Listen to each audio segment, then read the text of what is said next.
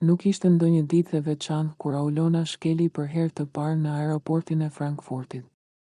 Një valixhe e vjetër ngjyrë gri, një çantë shpine me pak libra dhe një zemër plot me ëndra. Ajo vinte nga një qytet i vogël në jug të Shqipërisë, ku jeta ishte e ngadalë, por sytë e saj ishin të mbushur me zjarrin e ambicjes. Me një bursë të pjesshme për studimet e masterit në ekonomi në një universitet prestigjioz gjerman, Aulona e dinte se jeta do ta vinte përballë sfidave. Por ajo nuk kishte idenë se ku do ta çonte rruga, në fillim gjithçka ishte e vështirë. Gjermania ishte ndryshe, e ftohtë, e disiplinuar. Qiraja e apartamentit të saj modest gëlltiste më shumë se gjysmën e parave që merrte nga ndihma ekonomike. Punoi si kamariere në një restorant për të përballuar shpenzimet. Netët e saj ndaheshin mes mësimeve të vështira dhe pastrimit të tavolinave. Një natë dhjetori, kur dëbora kishte mbuluar rrugicat e qytetit dhe fryma dilte si mjegull nga goja, Aulona po punonte në një event privat në një hotel luksos. Ishte e lodhur, sytë i kishte të skuqur, por e ruante buzëqeshjen që i duhej për të marrë ndonjë bakshish më shumë. Atje e pa për herë të parë Heinrich Müllerin. Një burr rreth të 80-tave, me flokë të bardhë të krejur mbrapa, sy të thellë blu dhe lëvizje të ngadalta por të sigurt. Ishte i rrethuar nga biznesmen të tjerë, por ndryshe nga ata. Ai dukej sikur kishte diçka më shumë se thjesht para. Kishte një mënyrë të folurit që kërkonte respekt. Ai e pa Aulonën kur ajo i afroi verën dhe buzëqeshi lehtë, "Nuk jeni gjermane, apo jo?" E pyeti me një gjermanishte të qartë dhe të butë. "Jo, jam shqiptare," u përgjigj ajo e përulur, por me një krenari të padukshme. "Aha. Shqiptarët janë punëtor të mirë dhe të mençur," tha dhe ngriti gotën për të bërë një dolli me të, gjest që Aulonën e vuri në siklet. Por ajo buzëqeshi dhe e ndoqi ritmin. Pas asaj nate, Heinrich kërkoi që vetëm Aulona të shërbente në eventet e tij private. Ajo u bë si ndihmëse e tij në mbrëmje të caktuara, herë për shërbim, herë thjesht për shoqëri. Pasi e mësoi se ajo ishte studente dhe nuk kishte askënd në Gjermani, ai filloi t'i jepte më shumë se sa paguhej zakonisht. Madje një ditë i tha ta linte punën në restorant dhe t'i shërbente vetëm atij, si ndihmëse personale. Aulona, e lodhur nga turnet e natës dhe pagesat e vogla, pranoi. Ai i dha një apartament të vogël në një nga ndërtesat e tij, i pagoi tarifën e shkollës dhe i bleu një laptop të ri për studimet.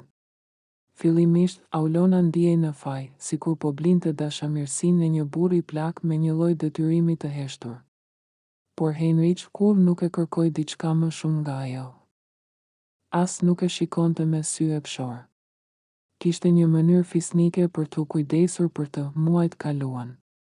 Aulona u mësua me jetën e re. Shëtitjet me Heinrichin në park, bisedat për historinë dhe filozofinë, kafet e gjata të pasdites, gjithçka ishte e qetë dhe e ndërtuar mbi një ndjenjë që ajo nuk e kuptonte dot. "Ti më kujton gruan time të ndjer," i tha ai një herë. Ishte e mençur, e qetë dhe kishte një buzëqeshje si e jotja.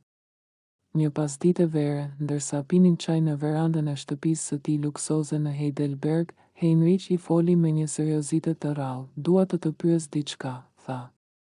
"Diçka që mund të duket e çuditshme." Aulona ngriti sytë. "Do martohesh me mua?" Ajo mbeti pa fjalë. Për disa sekonda ndjeu se po luaj një lojë me të. Ai ishte 54 vjet më i madh. Mund të ishte gjyshi i saj. Por nuk kishte asnjë gjurmë ironie në fytyrën e tij. "E di se kjo s'është dashuri si në filmat e rinisë. Por unë kam jetuar gjatë dhe nuk dua të vdes vetëm. Ti je e vetmja që më ka bërë të qesh sërish pas kaq vitesh. S'po të kërkoj ndjenja, po të kërkoj dinjitetin tënd. Do të lë gjithçka. Vetëm më jep kohë, pak jetë dhe shoqëri." Aulona e kaloi natën pa gjumë. Në mendjen e saj, ajo dëgjonte zërat e njerëzve që do ta gjykonin, do ta quanin për përfitim, interesaxhie, vajzë pa dinjitet. Por ajo e dinte sa net kishte fjetur e uritur. Sa herë kishte qarë në heshtje nga vetmia. E në fund, ndjeu se po merrte një ofertë jo për të shitur veten, por për të shpëtuar nga një jetë që nuk i premtonte asgjë të sigurt, pranoi. Një ceremoni e vogël, thjeshtësisht e bukur, u bë në kopshtin e shtëpisë së Heinrichit.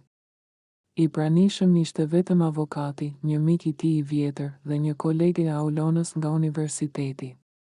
Mediat nuk e morën vesh dhe ajo e mbajti sekret për muaj me radhë. Martesa e tyre nuk ishte si ajo që njerëzit imagjinojnë. Nuk kishte net pasioni, por kishte qetësi. Heinrich nuk e trajtoi asnjëherë si pronë. Aulona filloi të kujdesej për shëndetin e tij, i lexonte libra, e shoqëronte në takime dhe mësoi shumë nga eksperienca e tij si biznesmen. Ai i mësoi për aksionet, për tregjet financiare dhe i la menaxhimin e disa projekteve të vogla. Kur ai u sëmur me një formë agresive të kancerit në mushkëri, Aulona nuk e la asnjëherë vetëm. Ishte pranë tij ditë dhe natë. E ushqente, i lexonte, i kujtonte momentet e bukura që kishin kaluar. Heinrich i tha një natë, ti më dhe jetë në vitin tim të fundit. Ai ndëroi jetë në pranverën e tretë të martesës së tyre. Aulona, atë ditë, nuk qau para askujt. E bëri vetëm kur mbeti vetëm në shtëpi, pranë librave të tij dhe shallit të leshtë që ai gjithmonë mbante në dimër. Në testamentin e tij, ai kishte lënë gjithçka Aulonës: shtëpinë, bizneset, aksionet, fondacionin e tij humanitar.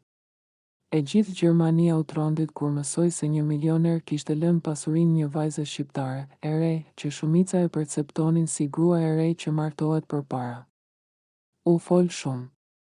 Mediat, rrjetet sociale, avokat që sfiduan testamentin. Por dokumentet ishin të qarta dhe ligji në anën e saj. Aulona nuk u shfaq në televizione. Nuk dha asnjë intervistë. Vetëm vazhdoi studimet dhe filloi të menaxhonte fondacionin që Heinrich kishte krijuar për të ndihmuar të rinjt në vendet e varfra të Ballkanit. 4 vite më vonë, ajo u kthye në Shqipëri për të ndërtuar një qendër arsimore në qytetin e saj të lindjes. Aty i thanë, je bërë e pasur. E kishe në mendje që atëherë, apo jo? Ajo vetëm buzëqeshi, e vetmja gjë që kisha në mendje, tha, ishte të mos humbja veten. Dhe nuk e humba. Sepse për herë të parë dikush më pa për atë që isha. Jo për atë që do të bëhesha. Dhe ndërsa qëndronte përpara godinës së re të ndërtuar për fëmijët në nevojë, me një portret të vogël të Heinrichit në mur, Aulona u ndje e qetë. Sepse historia e saj nuk ishte një tregim dashurie klasike, por një tregim njerëzor për dy shpirtra që u takuan në kohën e duhur për të shpëtuar njëri tjetrin.